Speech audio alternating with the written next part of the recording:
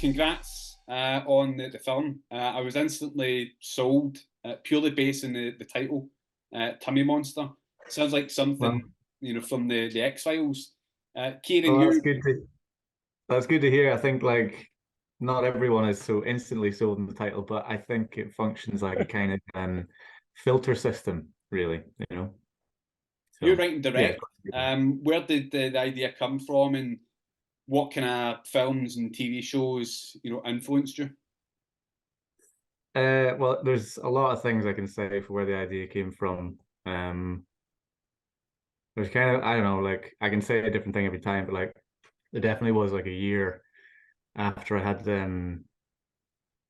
like a I had this DMT trip where I met well, like the Jester, and it kind of hung around for about a year. And there was just something about like this thing that just made everything into it, like it's simultaneously kind of profound but also a joke. And I hadn't really thought about this kind of trickster archetype before that, but there was a period it was pretty present. Anyway, there were a lot of other things fed into the film, but I've got to say it was kind of like exercising that demon, to be honest. So Yeah, I thought it came from some sort of childhood trauma, or something that your kind of mum and dad would say to you if you're yeah. being bad or whatnot. Uh, Lauren, what were your first thoughts when you read that script? Well, the first script that I read was in its kind of infancy is maybe not the right word, but it was early. It was early stages. The kind of the big ideas and the concept was all there, and then we were able to kind of flesh out a little bit more as we were performing it, as we were improvising it, or just discussions. And Ciaran was always up for having those conversations and working it out together and hearing people's thoughts and kind of flooding it with new ideas. So it was a really kind of collaborative process from the start. But when I first read it, I was just really interested in something which I thought had the possibility of being really unique and really interesting, and tackling and challenging things that I think that aren't actually spoken about that much, while also having that danger aspect of it could fall on its face and be really shit. And I quite like working within that muddy ground. So I was really excited by the idea of it, and loved the process of it as well. Hmm. You mentioned obviously improvisation. Is that something that hammed a lot on this? Is that something that you kind of nurtured, Ciaran, on set? I think it was fundamental to the approach that door was always open. I think that the script kind of lends itself to that. You know, I'm saying this from the perspective of somebody who's not an actor, but like I was trying to imagine that there's this kind of there's this structural element that you can always return to in any scene. You know, it's always there. So you can if you want to take a bit of a break from it and go off piste, you've always got this thing once it starts, this phrase to come back to, which I was really interested to explore. And it actually to me it felt like a kind of it felt like a safety net in terms of us doing this thing so fast, because I knew that as long as we got the camera running, we had this element that was always there to kind of navigate by, even if we did want to go off in crazy directions. In the end, a lot of the scenes were fairly close to the script. There's a few that like Laura might want to talk about that were much more improv led, and we kind of knew what those were going to be when we got to it. But like I say, the door was always open to it, which I think felt really good to me. Yeah. Yeah, yeah. A lot of the times, the improv. I think when people think improv, they think kind of just making up whatever, and that full scenes are made from completely like from nothing. But I think the improv that we kind of had was more like, the lines are there, we're aware of where they are, but we can, if one of us sets off an idea in the other, I'm talking about Orlando primarily here, then we can kind of change things, move things around, say it how it feels natural in that moment. And then for other scenes, like what we've been describing as the therapy scene, where I'm lying down, that was a conversation I had with Ciaran, where that was an original scene, but I just felt like I wanted it felt like a moment where we could just sit with these guys and have them, speak for a bit. And that was probably one of the best moments filming as well, because we'd been up on our feet doing all these. I mean, we only had 5 days of filming, and we probably did that in day 4 or something like that. So we were knackered. It was day 4. We were absolutely knackered. I certainly was knackered, and being able to just lie down, which I hadn't been able to do, or I'd barely been able to sit down, and then just kind of flesh out and speak the words and dive from brilliant lines that Ciaran had written, and then going off on a tangent of where I felt the character was genuinely a really quite amazing experience, to know that we had a finite time of how long we could spend doing that as well. Yeah, because it wasn't that long, but like that was actually that scene. There was a sort of catharsis to it for the crew as well, because a lot of the time, David, the cinematographer, he's operating and he's having to be so switched on to like the movement and the choreography of the scene, which is changing every time. And in that one, it's one of the few scenes where it's like, okay, these guys are here, they're parked, and it just meant everyone had this moment to relax, and there was a lot of material. You could almost you could create like a 10-minute version of that scene or longer, because there was some really great stuff Lorn was coming out with. And at the end of it, I think you have to find this balance of there's comedy, but it has to get the story across, and it can't just. We loved it on the day. It was so fun to see these guys coming up with it. But yeah, one of my favorite moments, and that was one of the most improvised things in the whole film. I think it's fair to say, Lorn, you play kind of unhinged but funny quite well, and I think that comes across. Oh, thank you. You mentioned that also you guys were pretty exhausted. So do you think that played into you, conveying that with your character, who was also, going through exhaustion? And yeah, I think so. I think that's absolutely right. Orlando, who plays Tummy in the film, me and him were living together in this Airbnb, like a 5-minute walk away from from where we were filming.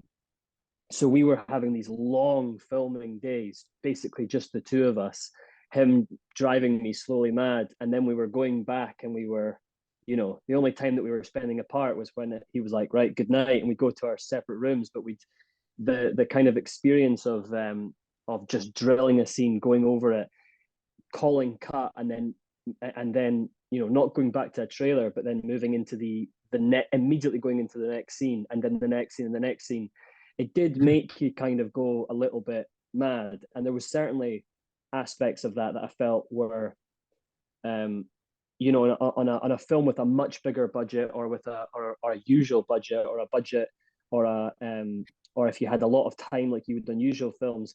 I'm not maybe you'd find even more interesting things, but I do actually think that the limitations of this film are partly what has kind of helped the motor of it, and meant that you can push yourself to go places knowing you've probably only got 1 or 2, 3 takes of doing this, and then it's onwards. So you're making brave choices as well. So I think it definitely did help.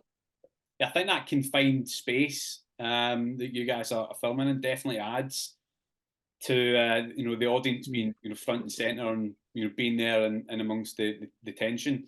I think for Glasgow Film Festival audiences, it's going to play well. I think they're going to like it. Oh, hopefully. I think it might split folk, but we'll see. Yeah. And for you, Ciaran, was it creatively freeing in a way to not have to think about you know, different settings and setting up in different kind of ways elsewhere, you're all confined to this space, so you can just focus on what's in front of you. Yeah, no, it was great. I'd wanted to do something. Actually, I mean, I had done a short the year before this, which was just in like two characters in a caravan, and that was like, so it was me and there's another person. We were kind of co-directing it, and she was in it, and she'd kind of pushed me to do this thing. It was fully improvised. There was no story even. So it was quite interesting for me to see like how coherent you could make something just when you just have like an intense interaction between two people in a confined space. That had shortcomings to a certain extent because we didn't have any of the benefits of any planning, and there's no reason why you need to do that. But there was a lot to learn from it. Like I actually felt quite reassured by having gone through that process, that like you can you know, if you tune in, if you tune your eye in, and you're just focusing on getting stuff that's, as I've said to Lorn before, it's not about it being perfect, it's about it being alive. That really does give the film an engine, and it was, you know, it was a great learning experience. That like you, as long as everything is constantly feeling alive, it keeps the audience there through some quite strange stuff. And you know, you might be afraid that one location would struggle to hold your attention, but like a lot of the people who've been watching this, they almost don't feel the time passing, because there's just such intense stuff going on between these two guys, and I think some of it is actually kind of real. So. Some of it. Genuine animosity between Orlando and Lorn, and you guys are enjoying it. Not really, but it's like when you're saying this thing about like the intensity of being in this space for this time, it's like there is real tiredness, and there is like you know, you're playing a game, and actually you kind of are playing this game with each other, and that's you do sort of feel like who's going to come out on top of it, you know. So. Without giving away too much, you know, that standoff between the characters, is that something you guys think you could endure? And are you competitive enough with your friends that you would be so stubborn to keep something going? It's something that genuinely, one of the things that I really was, you try and find kind of similarities between yourself and the characters you're playing, and then kind of work out the differences and stuff. The competitiveness, the drive of this character is something that not only do I kind of love about him, but is also something that I'm like, oh, I'd get myself in that. You know, I really feel like, I think a lot of people will watch it and they might go, I don't believe that you would push yourself to this extent. And that was never really a thing that I had to get over. I'm a very competitive person, with myself as well. And I think even though there is a tails versus tummy in this, I think there's very much a tails versus tails. And, you know, eventually, you know, the tummy character might end up just like morphing out of the walls and just leave Tails by himself, and he'd still be going. And I think there are elements of that in little scenes where he is by himself and he is still going, that the competitiveness, the drive can be self you know, fulfilling, and the motor. So yeah, it's definitely something that I can see myself doing. I feel like, based on Ciaran's reaction, this is something he's got himself into at some point, in some way, in your life. I can't even think of specific instances, but I feel, I mean, also I'm a competitive person, and I think there is like, there is this interesting space that you can find yourself in, where you go through the original pain barrier of common sense, and it's an interesting thing when you're on the other side of that, you know, to just sort of see, like, when are you actually gonna, are you gonna wise up? You know, it's a game of chicken, the whole thing. And I feel like I have probably done that a few times in my life with one thing or another. Sometimes with if you've ever made a film and you're editing as well, I sometimes feel like editing is quite a good example of like the kind of drive of the competitiveness with yourself, where you'll look at something and you go, yeah, that looks good, but maybe I'll just change it a wee bit more. Maybe I'll just change it. No, it was better the way it was. And you just go over and over and over and over. And I feel like the repetitiveness of kind of creativity sometimes is something that I think it's interesting that we have these two creative guys that are kind of challenging each other to a game, and it's not a creative game because the rules never change, but there's something about like the obsessiveness of like of kind of trying to attain something that is literally kind of unattainable. That's something that I think as creatives quite a lot of people can kind of wrap their head around or get on board with. Yeah, I think there's a few people who, you know, I've got friends who work in various, you know, whether musicians or artists or what have you, and writers, and I think this film does push their buttons. Like sometimes, like it actually makes them feel like properly anxious, because I think that there definitely is a part of it is like really poking at the uncomfortable aspects and like maybe the negative aspects of what can sometimes make people like creatively driven. It can be a very similar thing to what can make someone quite self-destructive sometimes, or like socially disastrous. You know, it actually can be quite a fine line, and I think a lot of people know that or have direct experience of that, and hopefully you get to the point where you can laugh at that. But I think, you know, in the film, Tails hasn't got to that point yet. He's, you know, well, maybe he has by the end, but And just one final question for you guys. What other projects are you working on at the moment that you can tell us about? I've got a couple of things coming out after this. I've got a Dinosaur, which is a BBC Hulu series, comedy series set in Glasgow. That's coming out in April time or something like that, and I'm looking forward to that. Very, very different character to this, which is always fun. And then just, you know, the Bridgerton land and in the summer. And other than that, I'm just trying to work on my own things. Another reason why I enjoyed this project so much is because I was able to stretch my legs slightly in the realms of writing, and that's something that I really enjoy doing. And I'm getting to a place where you know, some of those ideas can be realized. So I'm very excited. And Ciaran, have you got Tummy Monster 2 in the pipeline? Is that? Yeah, Tummy on tour. No, I think that this story has, I think it's reached its resolution. I mean, I've got a whole book of ideas. There's a few that are closer to happening than others. It's all dependent on I guess what happens with this and how I can finance things. You know, I would do another thing in a similar realm to this. If I do, it's this film called Cabinet, which is sort of kind of like a cross between Saw and a craft show, I guess. It's like, it's just one location thing, two guys who wake up in a room and they think it's Saw, but actually the task, they will only be let free when they make a beautiful cabinet. Sounds interesting. Sounds like something like but they're surrounded by power tools, so they can't stop thinking about Saw, you know. So I like it.